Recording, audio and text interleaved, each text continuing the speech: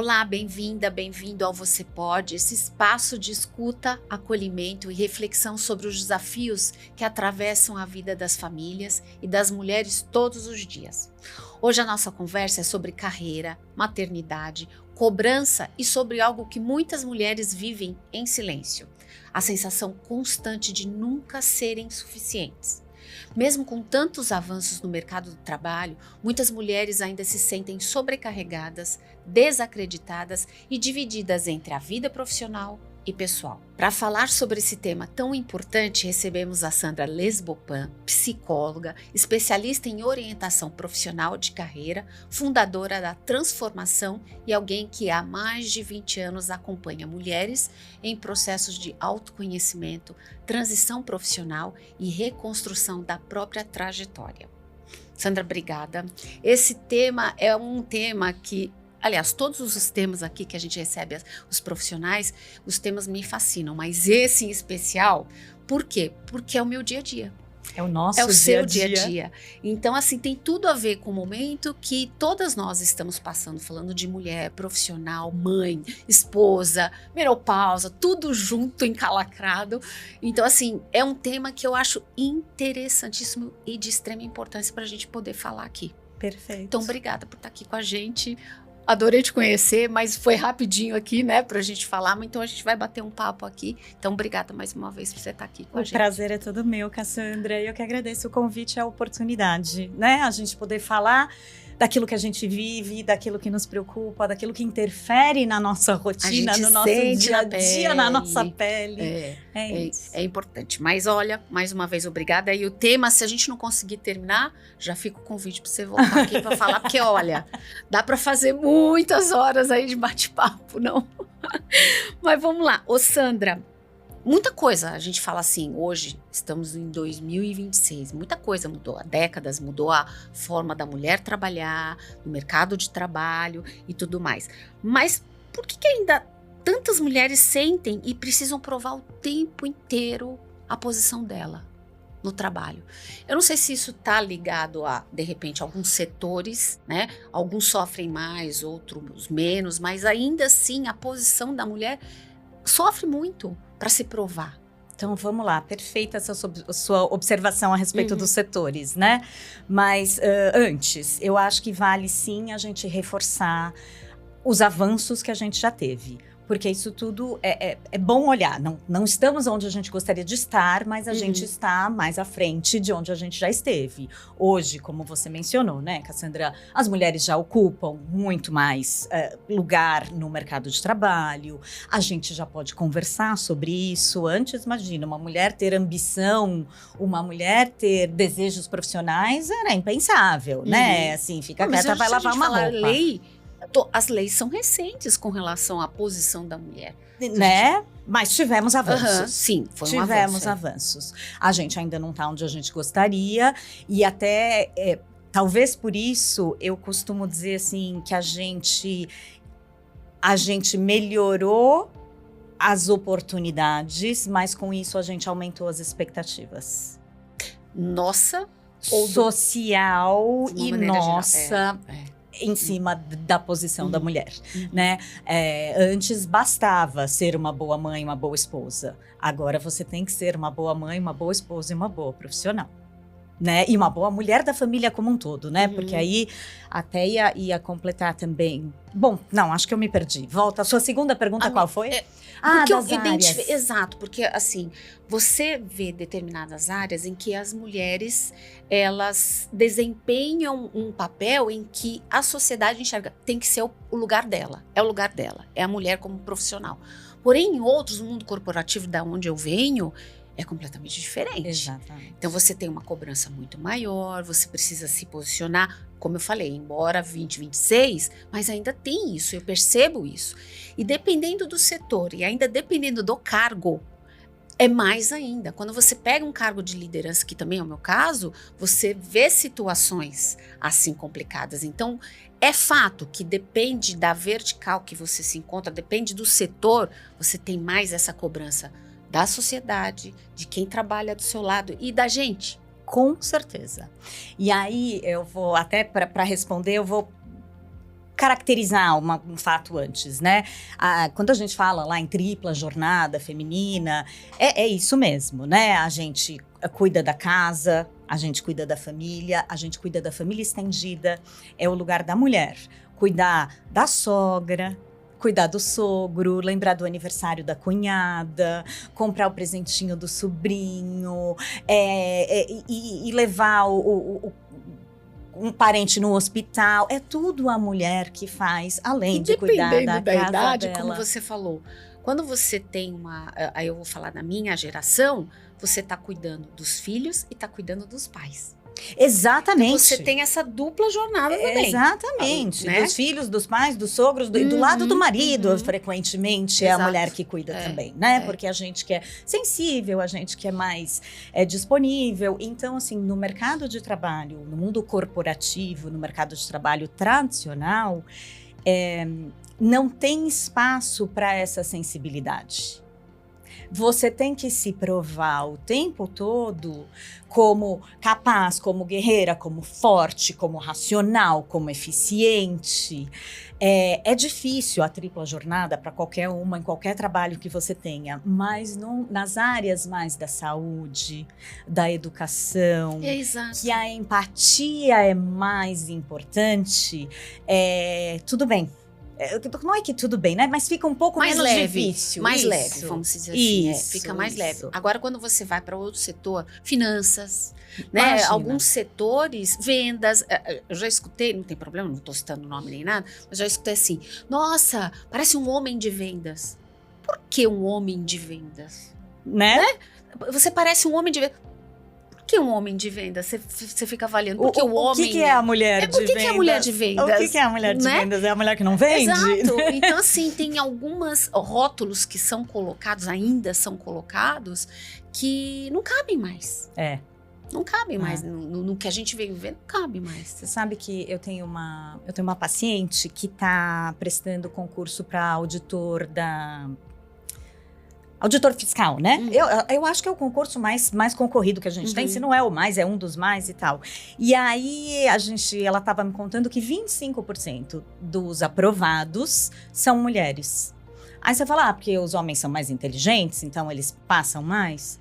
Não, porque os homens conseguem dispor na rotina deles de 3 a 4 horas por dia para se dedicar, para estudar para o concurso. Eu sigo uma profissional e uma vez ela estava numa entrevista. Gente, eu escutei aquilo, eu achei sensacional.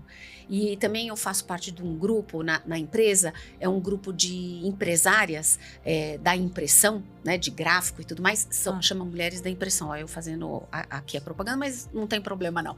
E são só mulheres. E eu escutei 2 situações. Uma dessa profissional que eu sigo, ela falou assim, numa reunião, predominantemente homens, e ela, mulher executiva, falando lá com eles, e aí ela preocupada com o horário, que tinha que ir para uma reunião na escola. Aí chegou o horário, ela falou, gente, eu vou ter que encerrar a reunião aqui, eu vou ter que parar. Aí os homens, não tem como, a gente precisa de você. Aí ela falou assim, olha, então deixa eu dar um exemplo. Provavelmente na sua casa, se a sua esposa não trabalha, ela está focada e dando espaço para você estar aqui 100% no seu trabalho, se dedicando aqui. Agora, se a sua esposa trabalha, ela está vivendo o mesmo momento que eu aqui agora. Escolha, algum prato vai cair. Só que nesse momento eu escolho cair esse prato. Não que não esteja tendo o domínio do que eu estou fazendo, mas esse prato que vai cair. Então você vê, se o homem não tem a mesma carga. Exato. Do que a gente, embora hoje eles são muito mais assim participativos, né? Também melhoramos nesse sentido. Melhorou também nesse sentido, mas ainda tem, né, Sandra? A carga é nossa.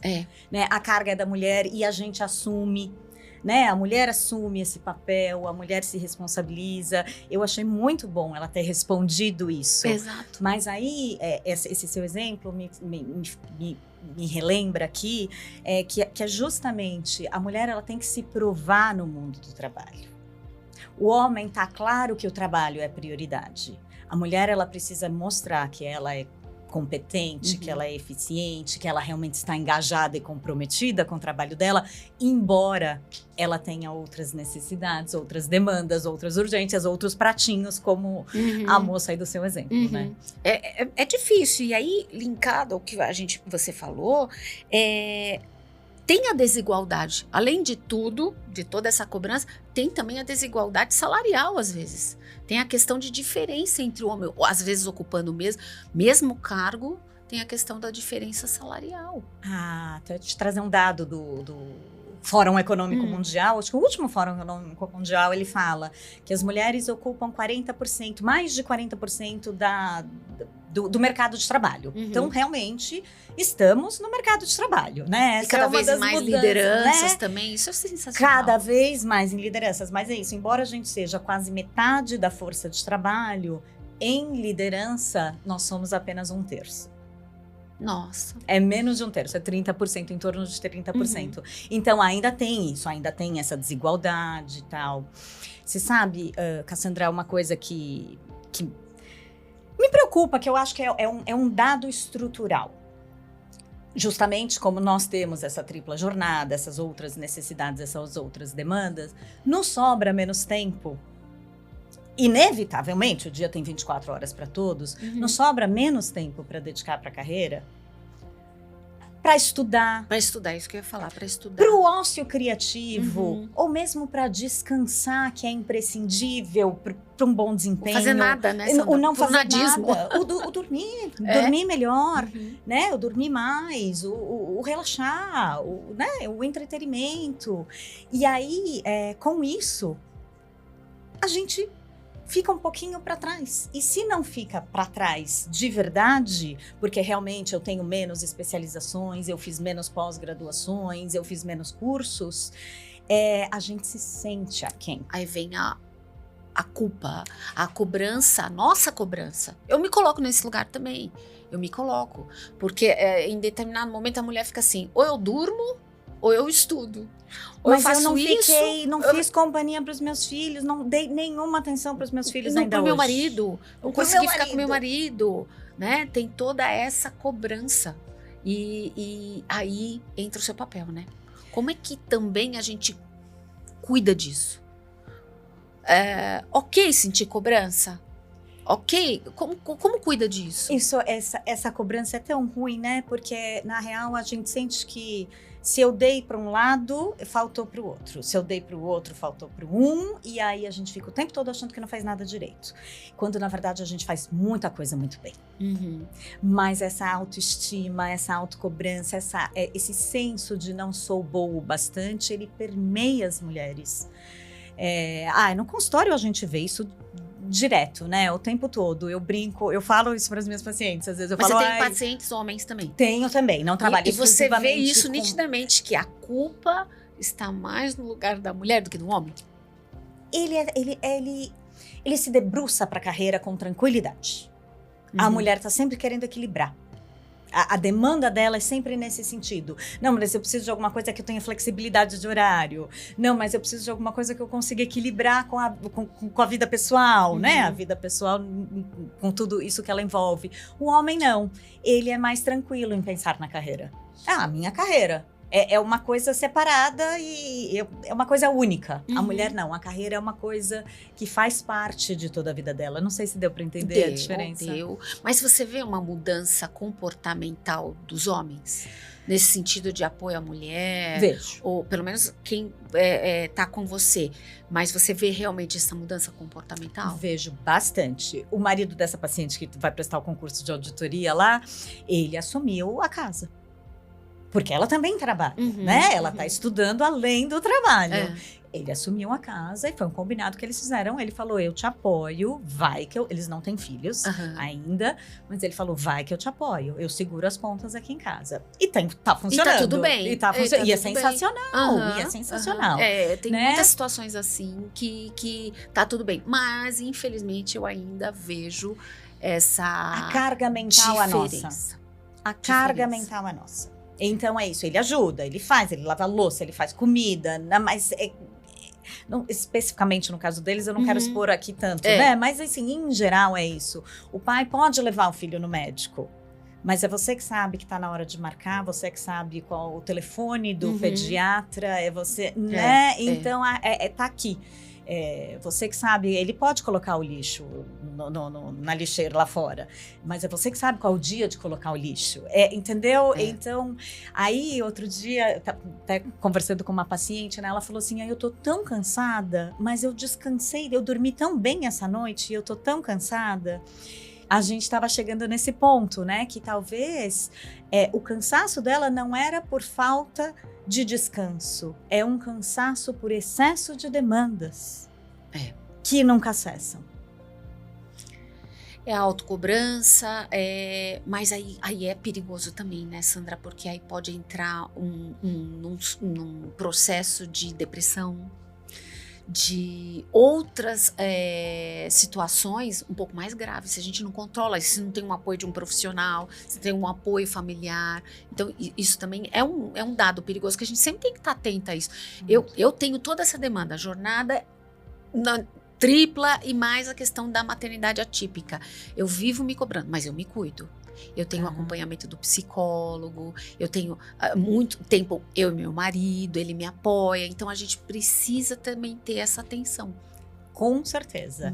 E aí eu vou até fazer uma observação, que às vezes socialmente a gente também simplifica e minimiza. Ai, fulaninha, você tá estressada, você precisa fazer uma yoga. E aí você coloca mais uma cobrança. Pois é. E você sabe que eu já ouvi isso até de mulheres, tá? Sim. Então, eu falo assim, mas peraí, você tá na mesma situação que eu e você tá meio que banalizando a minha dor, né? A minha dor. Então, isso é nítido. Ainda, infelizmente, a gente vê muito. Eu tenho muitos exemplos. Tem outro que eu falei da palestra, uma autoexecutiva também, ela já foi CEO de várias empresas, inclusive multinacional. Ela estava dizendo o seguinte: no começo da minha carreira, no cargo de liderança, além de eu tentar me comportar como um homem de vendas, eu me vestia de uma maneira séria. E aquilo não era eu, ela falando. Então, por anos eu me vesti de uma maneira terninho, aquela coisa séria, e ela se comportando, falando alto, tal, porque às vezes uma mulher tem que falar mais alto para poder ser ouvida. E ela falou que durante anos isso. Chegou um momento na vida dela, ela falou, não, chega, essa não sou eu. Essa não sou eu. Embora eu tenha alcançado o sucesso, mas essa não sou eu. A que custos, né? Ela virou a chave, ela falou, não, agora você é eu. Ela subiu muito mais. Olha, que ela legal. Subiu muito mais. Eu vou ser eu, mas na mesma função, na mesma função, mas eu vou ser... Ela parou de fantasiar, de usar que eu tenho um personagem. Que ser um homem de vendas, né? Vamos dizer assim. Então, assim, ela subiu muito mais. Mas o interessante é o autoconhecimento, né? Você precisa ter esse espaço para você se autoconhecer, pedir ajuda se necessário para estar nesse lugar. O perceber que esse não sou eu, né? Que essa não sou eu é um processo não muito simples às vezes, né? E pedir ajuda, ok, né? É porque muita gente também aí carrega a culpa de que tá pedindo ajuda. Que também tudo bem pedir ajuda. Exato, tudo bem, não, é imprescindível.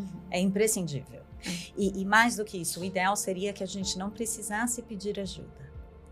Que fosse naturalmente dividido, porque o pedir ajuda também é um esforço. Não sei se você já viveu isso. Às vezes, assim, daqui que eu faço, é mais fácil do que explicar para o outro como tem que fazer. Muitas mulheres então fazem isso. A ajuda também, claro. Aí a culpa é nossa, né? Porque a gente se coloca nesse lugar. Eu vou fazer porque é mais rápido, é mais prático, não vou. Não sei. A gente precisa dar esse papel para o outro. Mas também tem um outro lado, né, Sandra? Entrega e confia. Entrega e confia. Não que a outra pessoa, seu marido ou qualquer um funcionário, vá fazer do seu jeito. Exatamente. Você tem que saber entregar e confiar. Só um exemplo. Eu tenho uma amiga que está com os filhos pequenos e aí ela fala, eu peço para o meu marido trocar a fralda e trocar roupa e tal dos meninos, né? E aí ela fala, mas eu detesto as combinações de roupa que ele põe. Aí eu digo pra ela, mas deixa fazer. Porque se ele faz e você vai dizer que não era bem assim, que não ficou bom, que não era, acabou, ele não faz, né? Deixa poda, que né? tá tudo bem. Eles estão passando frio, estão passando calor? Não, tá só feio. Eu falei, então tá tudo bem. É verdade, esse é um belo exemplo. E a gente vive isso, né? Tem que Né? fazer, mas tem que fazer do nosso jeito. Não pode, a gente tem que aceitar, entregar e aceitar. Sandra, no trabalho, você fala muito sobre autopercepção de competência, né? Por que tantas mulheres duvidam da própria capacidade e sentem menos preparadas do que realmente estão? A gente falou um pouquinho aqui, mas vamos tentar entrar um pouco mais assim no detalhe. Acho que eu vou até trazendo dados Uhum. aqui, né? Tem pesquisas que mostram que um homem, ele se candidata para uma vaga de emprego, tem lá a descrição da vaga, se ele atende 60% da descrição ali, ele se candidata para essa vaga, beleza, né? Eu tenho mais da metade, vamos lá, o que faltar eu aprendo no caminho. A mulher só se candidata se ela tem 100% das... Não sabia, sério? Né? Por que a gente tem essa autoexigência, essa demanda? A gente não acredita que eu posso aprender no percurso. Mas isso, assim, uma curiosidade, será que isso é sociedade, a nossa criação, ou já vem de fábrica mesmo? Alguma coisa que o homem tem e a mulher... Eu acho que tem muito de criação. A mulher... É difícil o que vem. É que é uma criação de tantos e tantos... Histórica, tão enraizada, né? Mas a mulher, ela é do cuidado, ela é do carinho, ela o homem não. O homem é da luta, Provedor. Isso, ele tá lá, ele é o desbravador e tal. E nesse processo ele vai aprendendo. A mulher tá aqui no pequeno, no carinho, no cuidado. Então é tudo sempre perfeitinho. É tudo sempre bem feitinho. Não sei se tá fazendo muito sentido. Faz sentido, mas eu acho também que isso vai mudar com o tempo. Com certeza. Porque talvez isso seja da minha geração, mas isso com o tempo, ele vai mudando. Tá mudando. Essa geração que tá entrando pro mercado de trabalho e tudo mais, eu acho que vai mudando. Essa geração, por exemplo, fala muito da mulher. Da mulher nas empresas, do papel da mulher. E tem mulheres que nem querem ter filhos, então perde um pouco essa... Se permite a uma mulher não ter filhos. Exato. Antes, imagina, como assim? Você não quer ter filho? Hoje é natural, né? Você ouvir isso. Hoje é uma escolha. Eu quero, não quero, não sei ainda, né? Hoje... E tudo bem, se não quiser. Eu trabalhei muitos anos numa escola...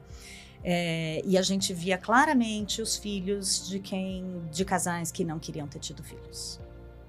Dava para ter certeza, né, que assim a criança era entregue para a escola porque assim, olha, eu tô pagando aqui a escola cara, literalmente terceirizando, porque eu não quero esse trabalho, resolve aí, né? E pais que querem, que compraram a briga, que compraram o trabalho, trabalhavam junto com a escola. Então, dava para ver nítido, claramente. Né? Exatamente. Hoje em dia, eu super respeito toda vez, desde dessa experiência na escola, toda vez que eu escuto uma mulher falando, eu não sei se eu quero ter filhos, eu digo, pense bem, né?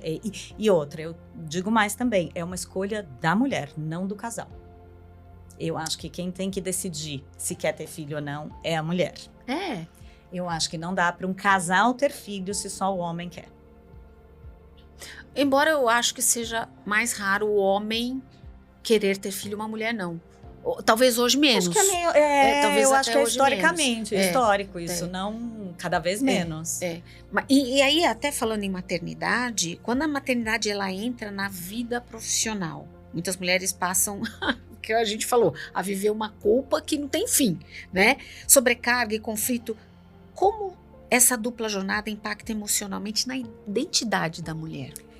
A maternidade nos consome de uma forma muito intensa. Fora interno, o hormonal, né? Esse fisiológico. Fisiológico. Montanha-russa. É instintivo, você precisa cuidar da sua cria, né?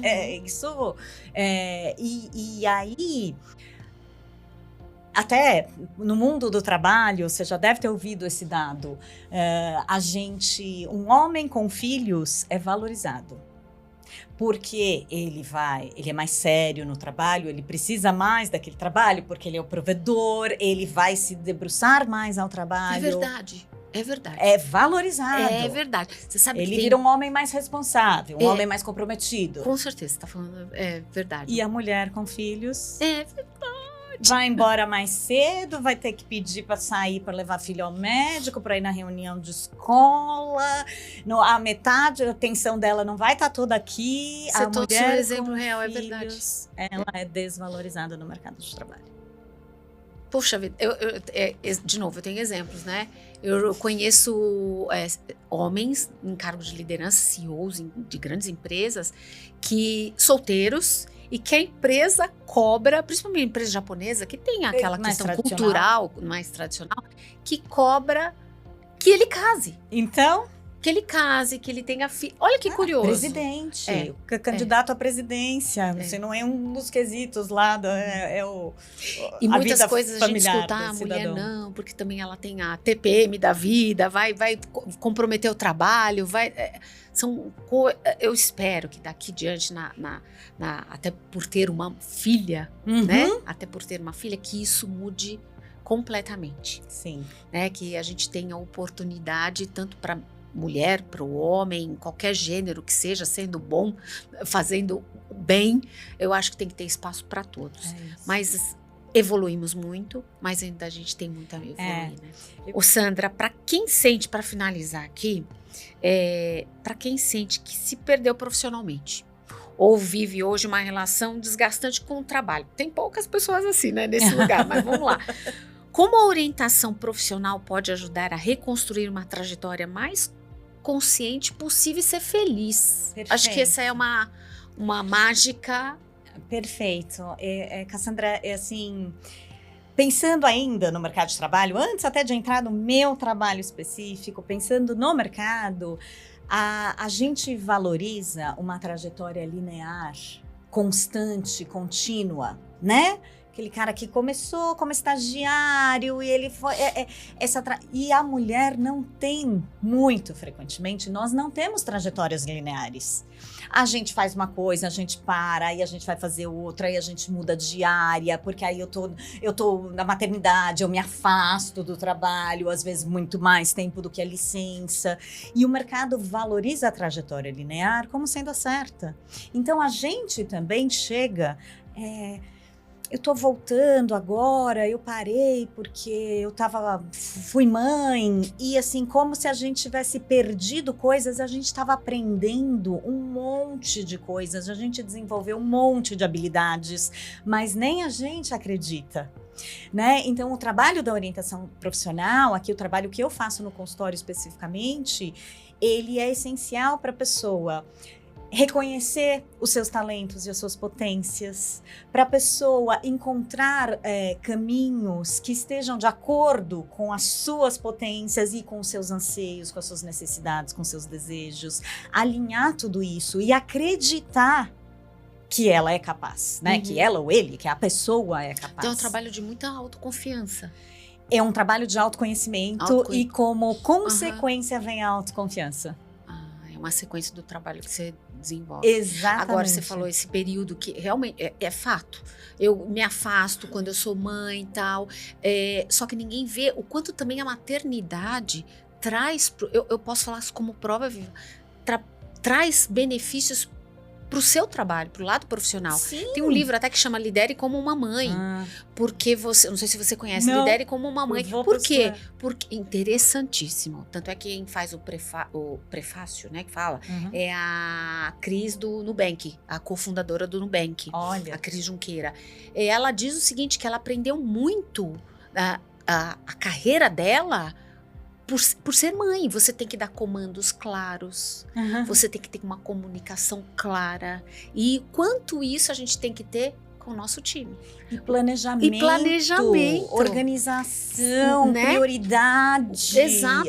Então, assim, a maternidade é um período que você vive que está completamente conectado com o lado profissional, se você olhar. Né? E não dão o devido valor quando a gente fala nem isso. Nem o mundo, nem nós mesmas. Mas legal esse seu trabalho de preparar, te chamo mais vezes aqui para a gente poder falar sobre isso, porque eu conheço muitas pessoas, inclusive vou te indicar, que estão nessa posição e que precisam se conhecer para poder tomar decisões. Porque transição de carreira. A carreira ela não pode ser uma consequência, ela tem que ser uma escolha. Escolha. Né? Eu acho que para essa ser é a feliz. grande diferença. Para ser feliz. Para ser né? feliz. Fechando aqui. Obrigada, viu, Sandra? Foi um prazer. Eu adorei falar com você e tá tudo conectado no meu dia a dia. Sandra, obrigada por trazer um olhar tão humano e necessário para um tema que atravessa tantas mulheres em silêncio. Falar sobre carreira feminina também é falar sobre autoestima, identidade, sobrecarga e pertencimento. Se esse episódio fez sentido para você, compartilhe com outras mulheres que também precisam ouvir essa conversa. Obrigada pela companhia, até o próximo Você Pode.